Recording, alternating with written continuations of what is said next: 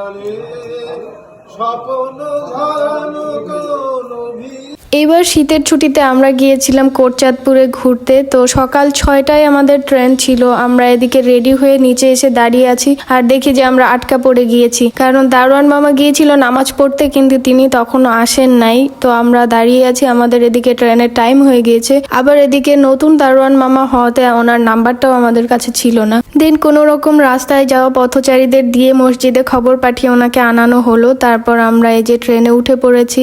একটা কফি খেয়ে নিলাম সকাল সকাল, কিন্তু কফিটা খুবই বাজে ছিল খেতে। তুমি আছো সারাক্ষণ আমার গানে স্বপ্ন ঝরানো কোন অভিমানে। দেন আমরা কোটচাঁদপুর স্টেশনে এসে নামি। তারপর ওই দাদুটা দেখি যে অনেক সুন্দর গান গাচ্ছে, ওনার ভয়েসটা আসলে অনেক সুন্দর ছিল। তারপর ওখান থেকে একটা অটোতে করে আমরা আমার খালাতো বোনের বাসায় চলে আসি। এই যে আমাদের জন্য সকালের নাস্তা রেডি করেছে ও। ওখানে যে আমি বাসায় কম থেকেছি, বাইরে বেশি ঘুরেছি, কারণ গ্রামটা এত বেশি সুন্দর, না ঘুরে আসলে পারা যায় না।